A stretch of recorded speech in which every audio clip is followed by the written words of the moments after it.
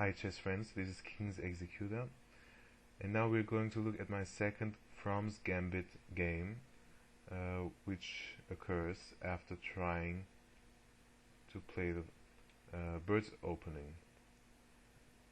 So with this gambit, black denies me of playing the Leningrad-Variation I would like to play.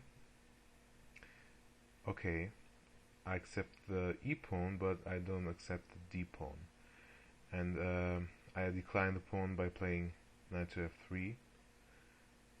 And once more black allows me to take on d6, and he would really like me to do it, but I decline it and open up lines for my minor pieces, and I start to get developed. I castle short, and I have play down the long diagonal. Okay,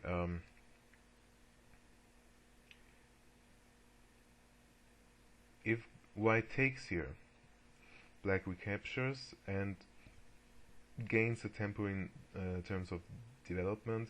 Maybe here are moves like this g4 move, this testosterone move included, trying to kick this knight and making use of this weakened diagonal with the queen, for example. So if this knight is gone, you'll never know. This is something black might be prepared for very good. So I decline this, and declining it means I take the games again into paths of my preparation. And it's really simple to play this position, actually. I mean, you have to look out for the dark squared weaknesses due to the missing pawn, but this is a trump if you play it correctly, because you can attack. I play my bishop out to b5 every time this knight comes to c6. Actually, let's see what happens if pawn takes and I decline again to on this gambit. And what if black instead doesn't allow me to pin his knight on c6? Well, I guess I have to get my bishop out, and I played to b5 anyway, because with c6 I take away black's natural developing square for the knight, and a piece on d7 is fine for me. I will exchange it, and after that play my pawns on the light squares. So c6, and now maybe knight out, and then I would think about a move like c3.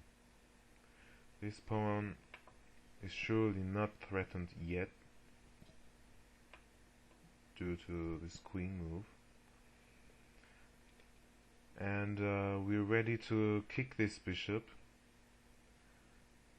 and develop our knights this way, and this bishop probably steps aside, and this is a good way to play. Okay, now let's get back to the actual game. Okay, I pinned this knight. This is the second time I pinned the knight, showing you these games. And this time, black doesn't allow me to double his pawns on the c-file.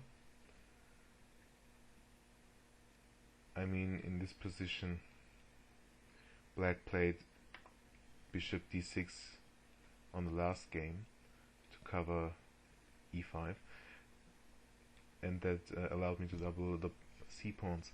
But with bishop d7, I play d3. This prepares to exchange off the light squared bishop. I mean, you exchange it off because you have to get out your pieces, and by doing that you close, you hem your bishop in. And I mean, you can guess, I guess you can play it here, but who says that black doesn't castle long, and this bishop here hampers your pawns marching down the board to attack the long castled king. So this bishop doesn't have too many prospects in my opinion. So I exchange it off, and with this move, bishop to e7, now I'm ready to really take this pawn. Okay. I took this pawn and I was really afraid of consequences like queen d6, knight takes, and now this check. I thought, was this possible for black to achieve a good attack here because of my loose king? Now black has to take the knight, so white has a tempo to consolidate with knight to e2, and in this position black is threatening nothing. White is winning this easily. But of course, in a real game, you cannot decide in this position so easily. If queen d6 a few moves later could change the game in black's favor. You have to calculate a lot under some pressure, and you'll never know if you miscalculate such positions. I mean, you want to get castled as soon as possible, so this f2 square isn't weak and the king is safe. After that you can grab any pawn, but in this position it's correct and it's the best moves, but it takes guts as well, in my opinion. To you it might seem really easy, but I'm not that cold-blooded, but I do it when I see it's correct and I cannot see anything against it. Well, I thought queen d6 and castles long is critical, but then again takes, and if black's attack here doesn't work, black needs to lose a tempo by grabbing that knight with the queen, so there's no doubled pawns here, and the queen on this diagonal has no influence to the game in my opinion, so black loses time. The bishop e7 move is really a blunder here. Okay.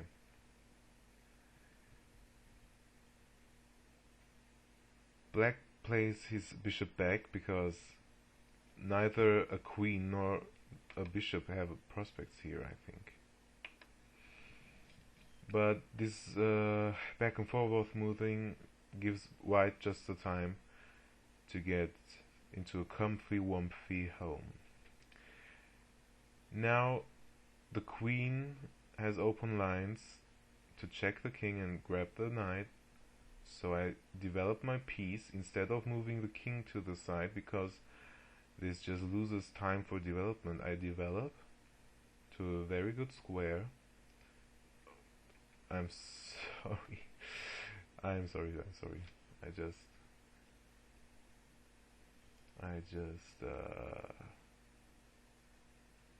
Now we're correct. Let's get back. Okay, here.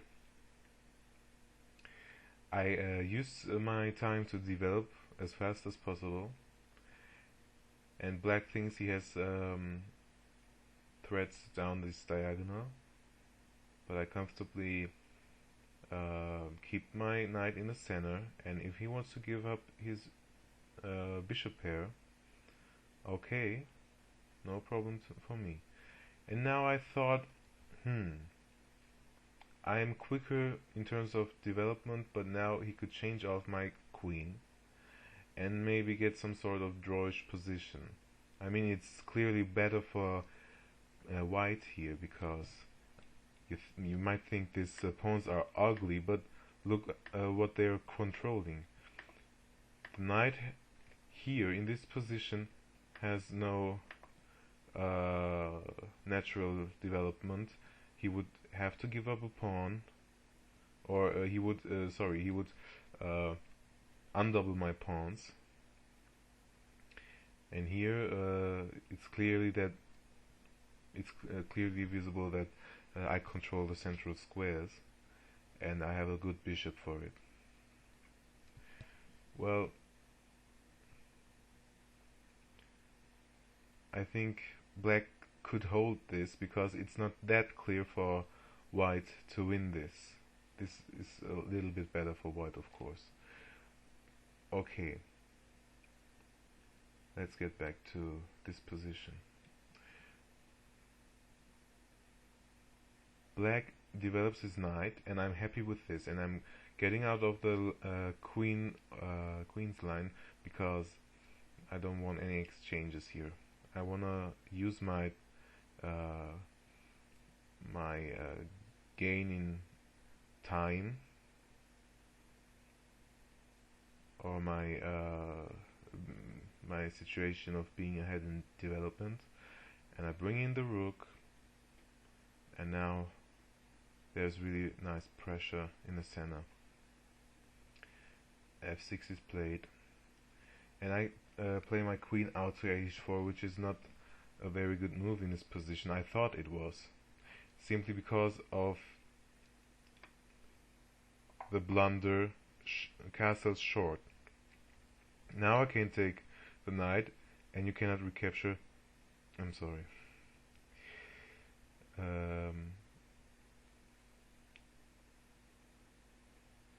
You cannot recapture this bishop, because the queen is hanging. But castles long is possible, because bishop takes, queen check, and for example, bishop in between takes, and takes. So queen h4 isn't the correct move. It would be takes, and now this is actually now clearly winning for white. Well, it's not hard to see, but I thought queen h4 is good as well, and well, why make it easy when it could be difficult, Germans say. Okay, c6, just restricting my knight from attacking the queen. Not a very good move, but I'm not responding accurately as well. Again, I should take this knight here and get my queen here, attacking these loose pawns, pressurizing the g-pawn. You'll never know. But c6, okay. I maneuver my knight towards f4 to attack black's bishop. It turns out that bishop to g4 was the move here, which saves him, and this is equal. So my move was not accurate, but black played the knight back, attacking my queen, castle short, and now I'm thinking of a clear kingside attack.